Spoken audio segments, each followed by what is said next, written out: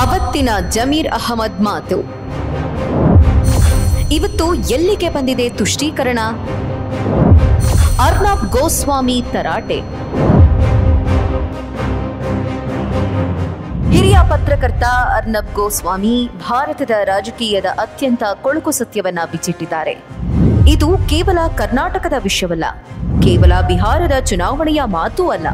ಇದು ಇಡೀ ದೇಶದಲ್ಲಿ ಕಾಂಗ್ರೆಸ್ ನೇತೃತ್ವದ ಇಂಡಿ ಮೈತ್ರಿಕೂಟ ನಡೆಸುತ್ತಿರುವ ತುಷ್ಟೀಕರಣದ ರಾಜಕಾರಣದ ಒಂದು ಭಯಾನಕ ಮಾದರಿ. My question is, why is it that before every election these people go back to their main and central issue, how to appease Muslims? Do Hindus not matter? Do Sikhs not matter? Do Buddhists not matter? Do Christians not matter? Why is it only and only Muslims?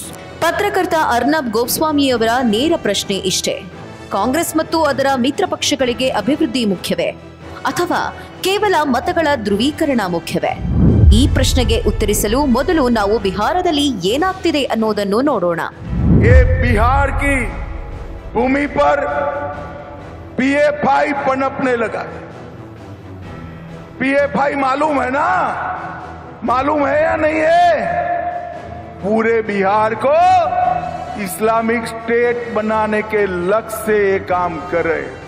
Bihar ವಿಧಾನಸಭಾ ಚುನಾವಣಾ ಪ್ರಚಾರದ ವೇಳೆ ಕೇಂದ್ರ ಗೃಹ ಸಚಿವ ಅಮಿತ್ ಶಾ ಅವರು PFI ಮತ್ತು ಗಡಿ ಒಳ ನುಸುಡುವಿಕೆಯಂತಹ ಗಂಭೀರ ವಿಷಯಗಳ ಬಗ್ಗೆ ಮಾತನಾಡ್ತಿದ್ದಾರೆ.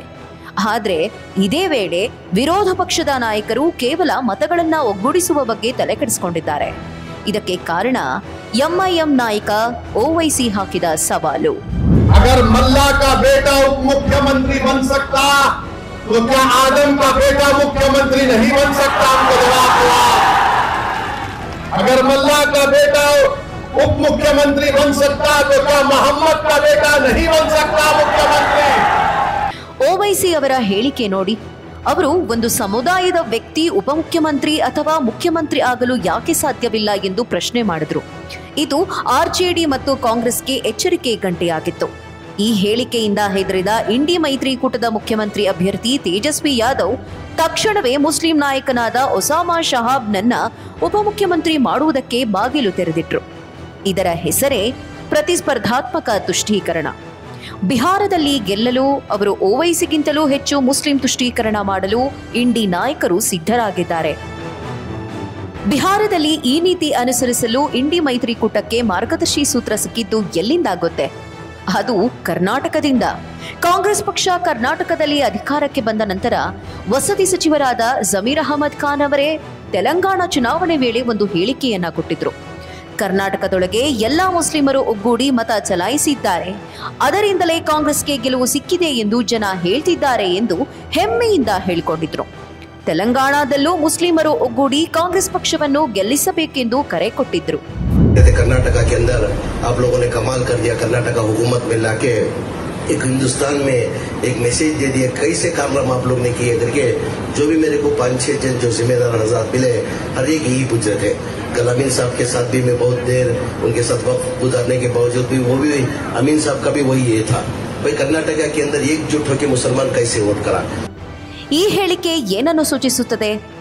ಕಾಂಗ್ರೆಸ್ಗೆ ಗೆಲುವು ಸಿಕ್ಕಿದ್ದು ಆಡಳಿತ ಸುಧಾರಣೆಯಿಂದಲ್ಲ ಅಥವಾ ಜನಕಲ್ಯಾಣ ಕಾರ್ಯಕ್ರಮಗಳಿಂದಲ್ಲ, ಬದಲಾಗಿ ಕೇವಲ ಒಂದು ಸಮುದಾಯದ ಐಕ್ಯ ಮತಗಳಿಂದ. ಈ ಹೇಳಿಕೆಯನ್ನು ಕೇಳಿದ ನಂತರವೂ ಕಾಂಗ್ರೆಸ್ ನಾಯಕರು ಮೌನವಾಗಿದ್ರು. ಯಾಕಂದ್ರೆ ಸಚಿವರ ಬಾಯಿಂದ ಸತ್ಯ ಹೊರಬಂದಿತ್ತು.